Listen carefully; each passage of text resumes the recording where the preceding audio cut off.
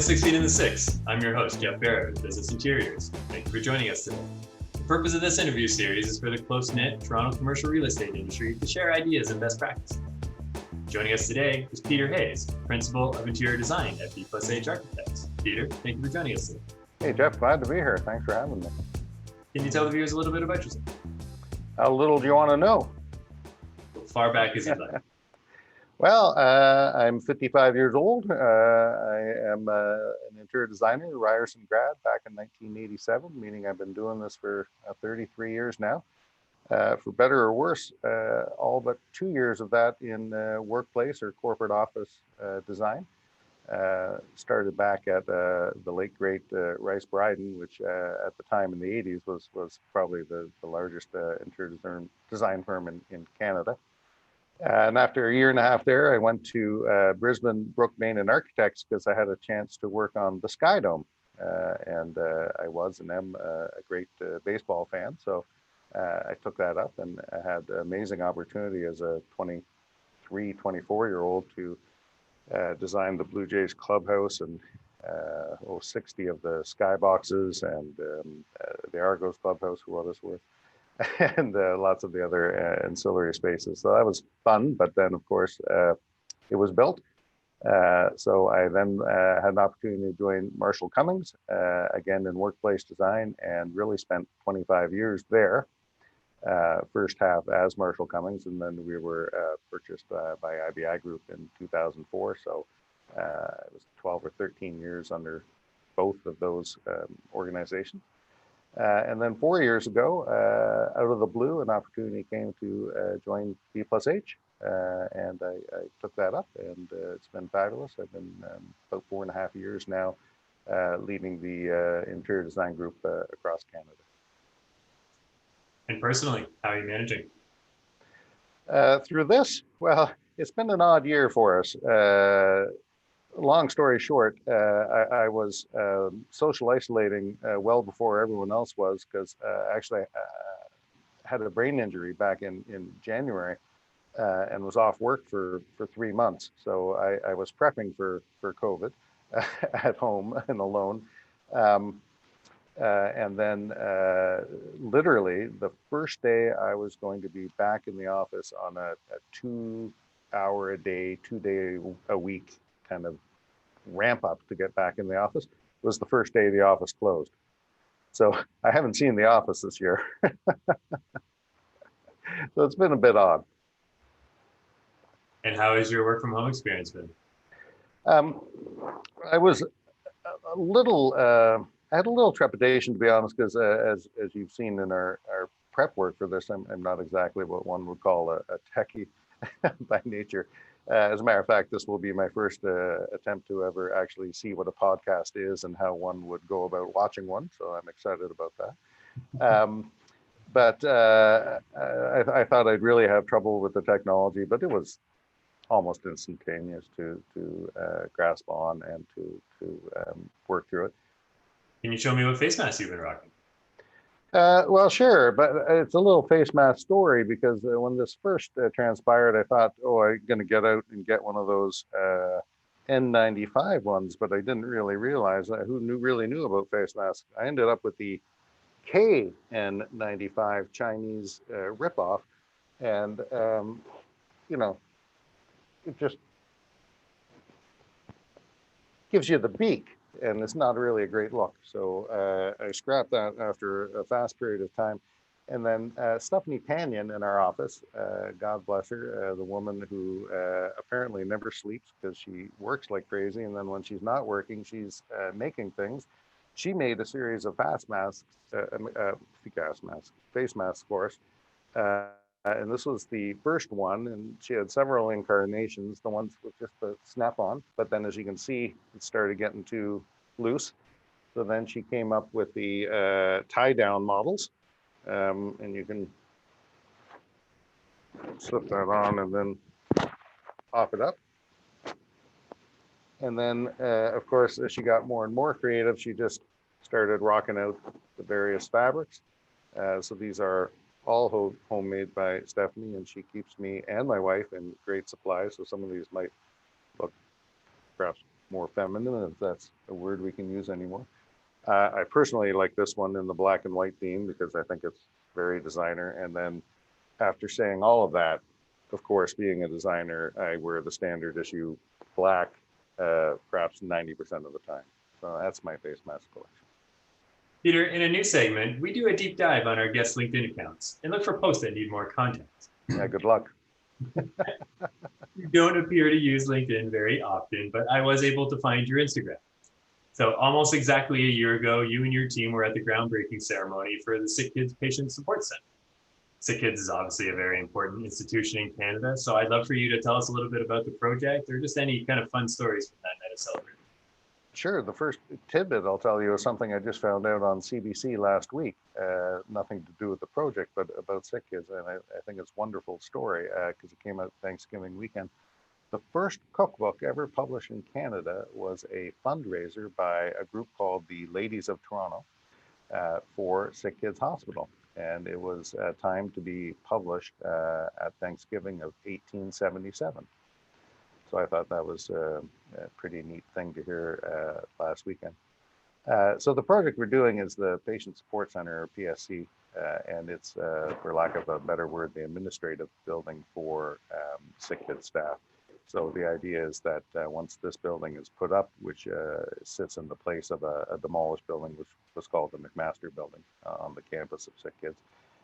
Once this building's put up, which is a 22-story office tower, then they'll decant from the hospital, which will allow them to start the phased renovation and expansion of the hospital proper. So this is kind of phase one of the 10-year facelift for the Sick Kids campus. Can you tell me one thing personally you've had to do under isolation that you've never had to do before? Well, besides the double dipping of healing from concussion and trying to get my work life ramped up, it has certainly been a different kind of work experience here. My wife happens to work for the province and in the Ministry of Long-Term Care. So she's been under an enormous challenge since the pandemic started, and it's been very difficult and grueling at times work experience for her. Whereas I was, beside her doing my 2 hours a day, and then my 3 hours a day, and then my 4 hours a day, and then my 3 days a week. And it took me a couple of months to ramp up to full time. So I was really experiencing her in the throes of a crisis while honestly sitting and reading or watching TV most of the time in the house. So I think I had a kind of a unique window on how COVID's personally affected people. And in the midst of all this, unfortunately, my mother-in-law, her mother actually passed away from COVID in a long-term care home. So we have been personally affected by it as well. So all in all, not the greatest of years for the Hayes Hope household. Peter, I have a mother in long-term care right now, so I'm very grateful for any work that your mother is or your wife is doing.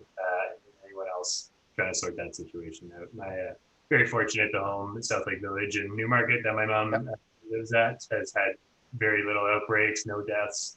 They've handled it very well, which has been a blessing for me. But obviously, we all know that hasn't been the case across the country. Yeah, and hopefully the second wave, people will be more prepared and more understanding, I think, of what to do and the steps to take to protect people.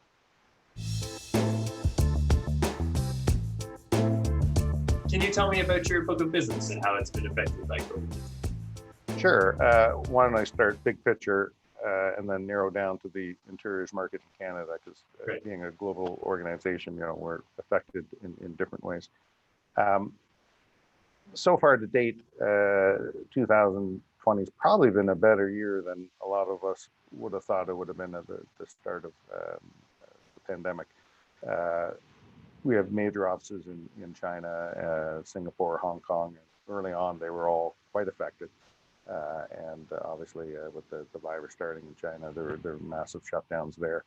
But they really bounced back to work fairly quickly and actually have had a stellar year since they've been back in the office in March. So ironically, the Asian part of the organization is really holding things together for us as North America lagged behind and now, is in our state of pandemic response. So overall, the numbers are not spectacular by any stretch, but we are still a profitable organization. And even though our revenue is down fairly significantly, the profit margins are actually not that far below what we would have expected, which reflects a little dip in productivity, I think, but not massive.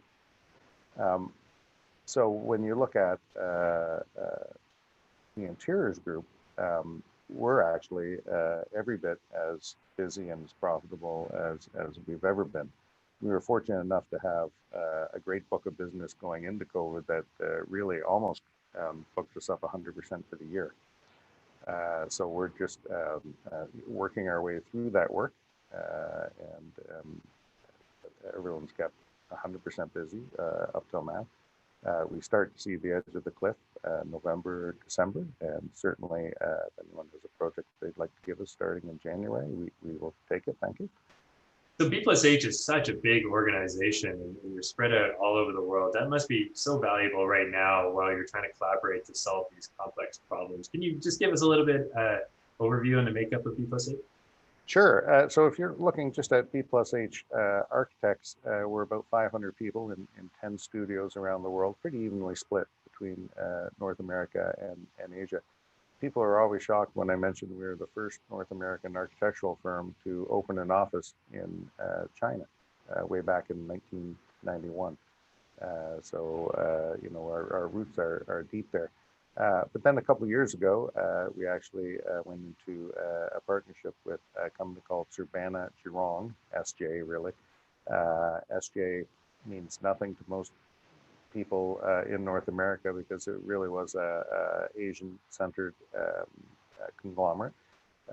It's about 17,000 person engineering and architectural firm who really played in Asia, South Africa, and Australia. We were their first foray into the North American market, other than engineering mining firm that is not at all in the realm of the world. So that's been a fantastic opportunity for us, as they are well entrenched throughout Asia in healthcare, probably one of the largest healthcare architectural firms in the world. And they build whole cities. They actually started life as a government agency of the country of Singapore to develop apartments as Singapore grew into a modern country back in the 1950s and 60s. So it just brings so much more to us. What changes do you see coming to the commercial office post-vaccine? There's so many ways this could go. The longer the pandemic lingers on, and of course the vaccine is not a panacea, as much as Trump would like to say the day the vaccine is discovered, we're all back to normal. This could be several more years. I hate to say it. So we'll always be discovering for quite some time the new normal. But what I think the big lesson for all businesses, which will thread out into office design, is how do we get ready for the next disruption? It may not be another viral pandemic, but it might be terrorism or bioterrorism or environmental crisis. These things all loom, and I'm not actually a very negative person, so I hate to sound like it's all doom and gloom. But I think anyone prudent and in risk management would say there's lots of possible disruptions here that could affect our business. So how do we plan a resilient environment that's future fluid? I hate saying future proof because that's a lie, but future fluid, so that we can respond and be agile enough to face the various disruptions that might come. So I think that's going to be a big part of designers' focus at the the A level of the industry. Yeah, I mean, like if you think about the past 10 years and what your clients have told you are priorities for them, it was never about what like shutting down the office one day, right? Right, right. It was just about maximizing the office's efficiency, and it Yeah, was never a thought that we might not have the office one day and what happens then. yeah, yeah. One of the things that would be interesting to see is how densified offices stay as we've gone, over my lifetime from 300 square foot per person down to 200, down to 175, and now 125, 120, even down close to 100 square feet per person. How sustainable is that in a world where you've got to risk some transference of viruses, right? And screens aren't going to cut it if you're in like sardines like that. So it'll be interesting to see if densities ease back and what that means. And then is that solved just by having people work from home? Some of the people work from home. I'm sure it's not going to be solved by companies taking twice as much real estate. We like to call those 300 square foot per person the good old days of office furniture. Yes, yeah, no kidding. Oh, the case goods, we could sell them. 8x8 workstations with two lateral cabinets and 3 overheads. And... I still remember to this day my first job out of school for a company that was moving from 90% closed offices to almost 50-50, and people couldn't believe it. But everyone got an 8x12 workstation. So it's almost bigger than the private offices? Yeah. Well, all the offices were 15x15. Oh. Yeah. Well, except for the big ones. I think you'll see more and more of those isolated Framery-like options in offices. First of all, the acoustics are amazing on them, and people do like to go in there for private conversations. It also, I think, offers a protective window against people. One of the things that we found post-COVID in our Asian offices is that people were very reluctant to meet in meeting rooms anymore. So people would do Zoom meetings all at their desk 15 feet apart in the studio instead of going and sitting in an office. And then if they did want to sit somewhere, they would go in a small privacy booth so as to not disturb other people. So I can see those trends continuing. We actually reviewed phone booths on a previous show, and Framery, I mean, fortunate I get to work with Framery, but the air turns over in a Framery pod 9 times that it would in an office. It feels like a casino. Yeah, yeah, if you hook it up. So yeah, I could see that, like a space like that where you walk in and the air feels fresher and turning over faster than outside. Yeah, that might be very desirable, even though it's a small enclosed space. Yeah. Whether it's real or not, people will perceive fresh air as a very, very vital component of office design. I think that's absolutely going to be the case. So air movement, I think, will be popular because that's perceived as fresh. I think the challenge mechanically is how to actually create fresh air without doing so many turnovers that the heating bills in these places go through the roof. Peter, is there anything else you want the SIX to know about you or B+H and how you're joining the fight against COVID-19?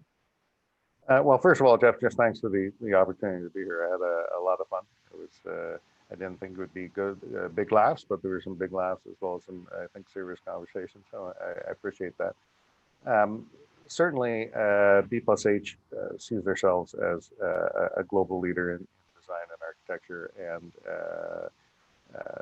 doing all we can as we go through this pandemic, mainly for our staff, to say we're there for them, and that we're trying our hardest to get through this without severe layoffs and without salary cuts and whatnot.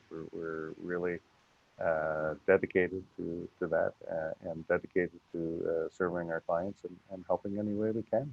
And I look forward to us all being able to actually physically get together one day soon.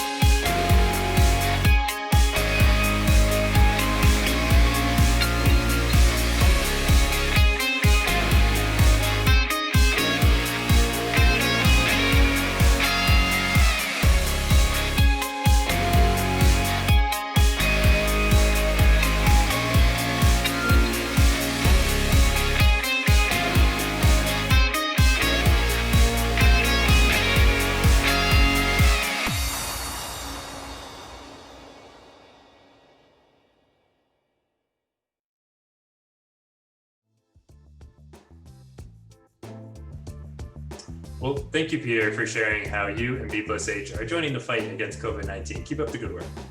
Thanks, Jeff. Toronto, you are the best city in the world, and we can't wait for you to feel better again.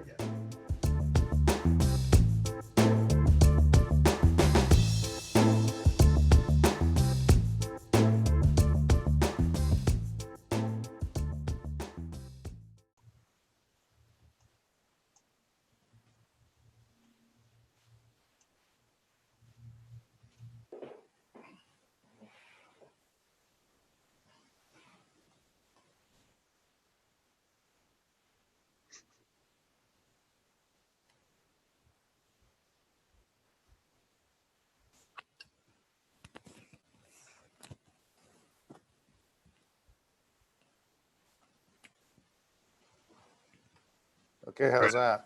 For a second there, it was kind of showing like half of the office and half of your living room. Like blending them together, it didn't look that bad. Cool. Well, that's that part of our new design approach.